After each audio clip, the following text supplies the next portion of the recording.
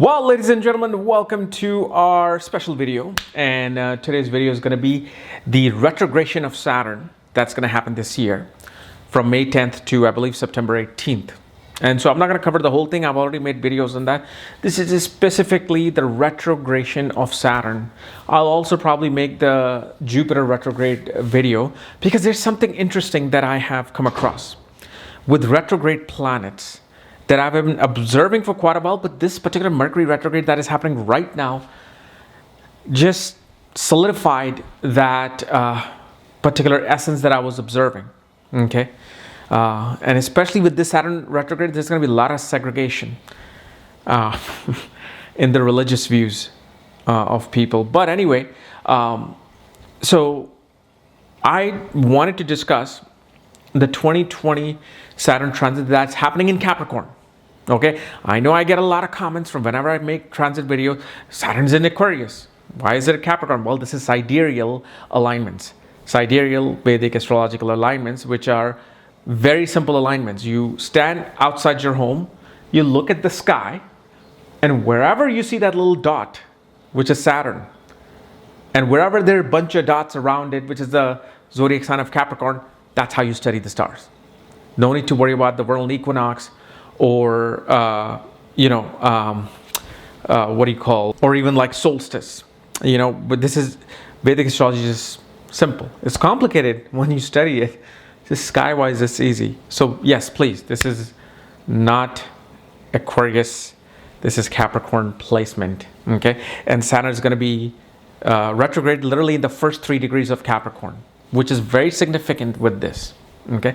But as always, if you do not know, if you have Saturn in which house Saturn is going to be transiting this year in your birth chart, and also what score Saturn is giving, because I've always talked about the Ashtak Varga score, the Binashtak Varga, which is the individual points that a planet gives to a certain house from 0 to 8, 0 being bad or just nil, and 8 being maximum strength and really, really strong. And also Sarvashtak Varga, which is the total accumulated score given to a house.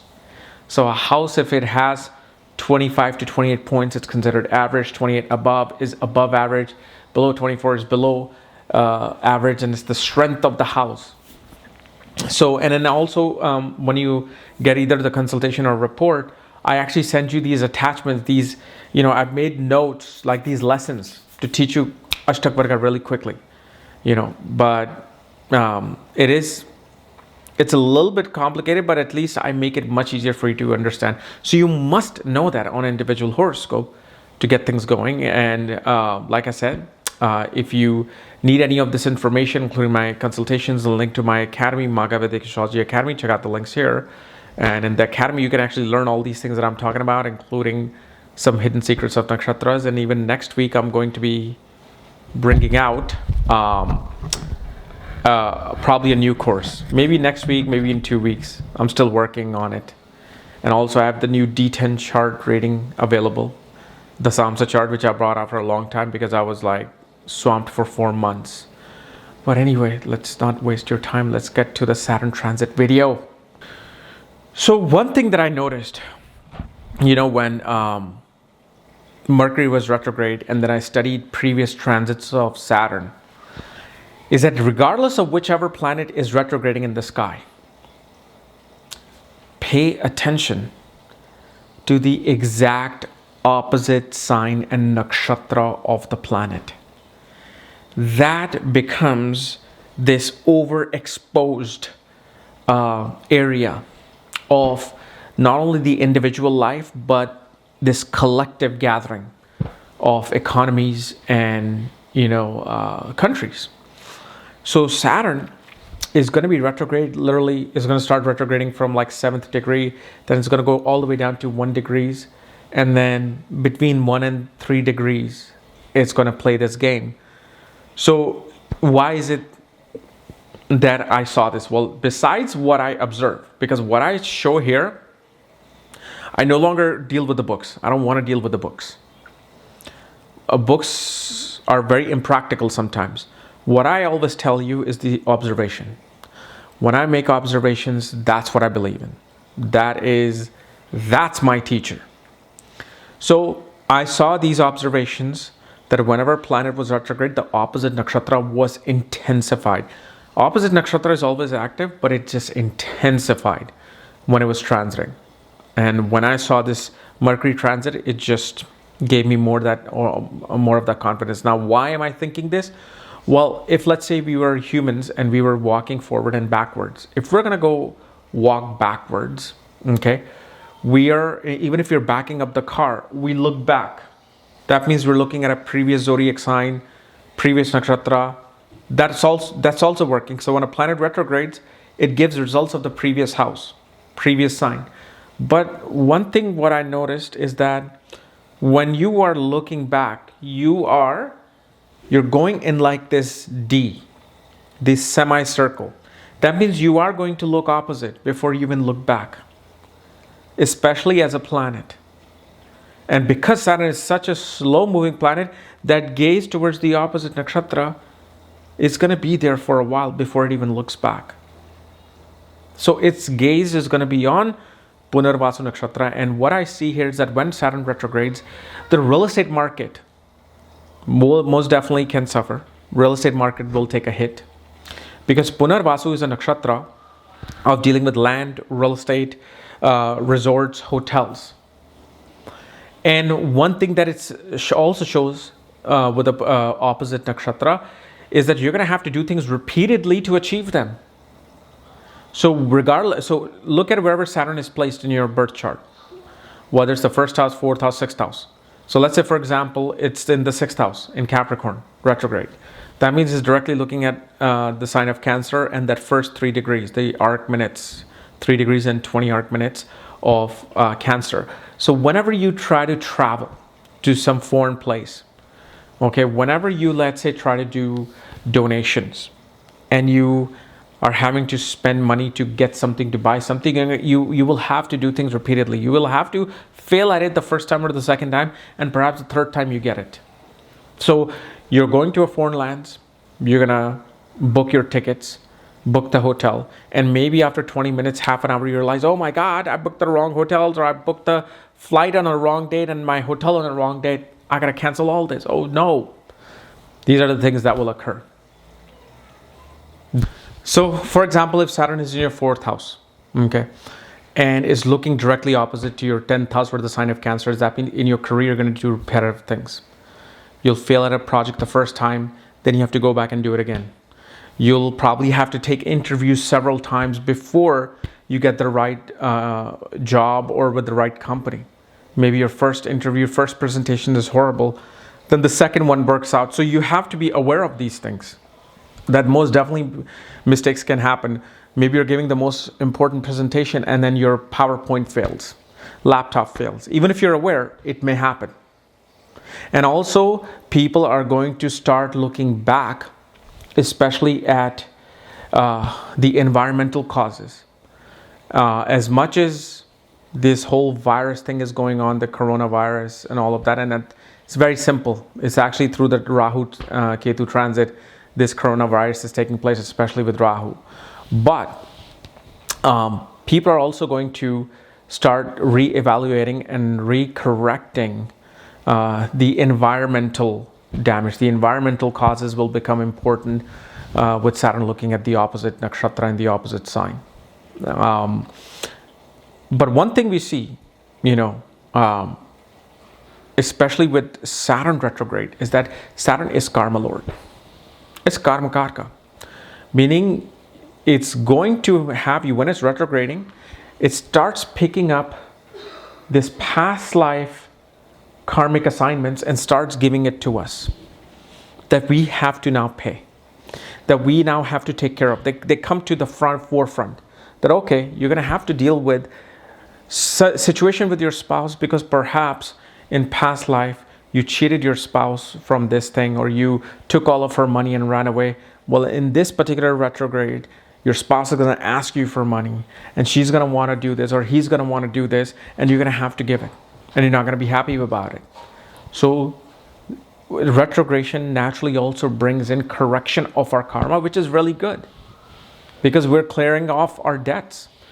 But as they say, it's going to take 1,000,000 years to clear all the debts, where you find God realization, or you take the shortcut and you do Kriya Yoga, to go towards that higher plane. And then, especially after September of this year, when Ketu comes into the sign of Scorpio and Rahu comes into the sign of Taurus, there will be these strong themes related to even vaccines playing out. There's going to be this social uproar about a vaccine. I was actually watching this one video last night by this guy named Zach, who is a Google whistleblower. And it just came up on my YouTube. And so I started watching. It was very interesting how Google is manipulating words. He's the insider. He released like 980 documents, like how Google is, not showing you certain things, but only wants to show you things that they believe in. Like he was talking about how he never believed in anti-vaxxers, and then once he found the truth of what is happening with Twitter, Facebook, Google, and he looked back, he's like, oh my God, we have all been just deluded. So that theme may become active, but I'll discuss when I do Rahu Ketu, switch video. There's something strong with that switch with Scorpio and the Sagittarius side with Ketu. Because again, I'll explain that there. But with Saturn also, going retrograde, because it's in the sign of Capricorn. See, sign of Capricorn represents duty, commitment, and sacrifice. And when it's retrograde, we no longer want to focus on our duty and commitment and sacrifice towards the house that the Saturn is in. We start paying more attention to the things where we don't have to deal with responsibility, which is what? Religion, travels, reading higher knowledge, seeking the umbrella of the guru or a teacher. Because the thing is, and I've made this video probably 10 years ago or 8 years ago of Saturn retrograde, where I talk about when Saturn is retrograde, it gives things fast. Because a planet is going against its normal will. So if Saturn gives things slow, does things slow, when it's retrograde, it brings things fast. It moves things fast. Now, this does not mean that you're going to get all the good things fast. Perhaps all the bad karma comes in fast. It all depends of which dasha you're going through, how much Ashtakvarga points that Saturn is giving, and Sarvashtakvarga points of the total house, which house it is in. And of course, you have to also look at the divisional chart, that what karma can play out, during this transit. Maybe this Rahu, Ketu, and Saturn transit is heavy on your grandparents. Maybe one of your grandparents will pass away. So we have to really synthesize everything. Like I remember when I made that Kobe Bryant video of Saturn coming in and giving such low Ashtakvarga points along with Sun in his second house, and this accident, a helicopter accident happened that took his life. Transits come and go. My Saturn gave 1 point to one of my houses while I was actually starting YouTube. It was an okay period. It wasn't dramatically bad or dramatically good. It was the dasha that really made the dasha, and the yoga are number one. Saturn is, or the transit of planets and their Ashtakvarga point shows how intense or weak this result of this dasha is going to be. But if dasha is saying this is going to happen, it's going to happen. But if, let's say, you were to fall down from stairs during a certain major period and sub-period, with the Saturn transit coming into the sign of Sagittarius, okay, well, that's going to happen. But if it's intense, you may fall 3 stories and perhaps get to live, but you'll be in a hospital bed for 8 months. These are the things you have to understand. So don't be running around scared. Oh, my Saturn's giving 1.0 points. This is why it's so important to learn something. Learn it. Once you learn it, you're not in fear. Once you learn it, you're not contemplating yourself. So what if my Sun gives 0 points or my Jupiter gives 0 points? What is the time?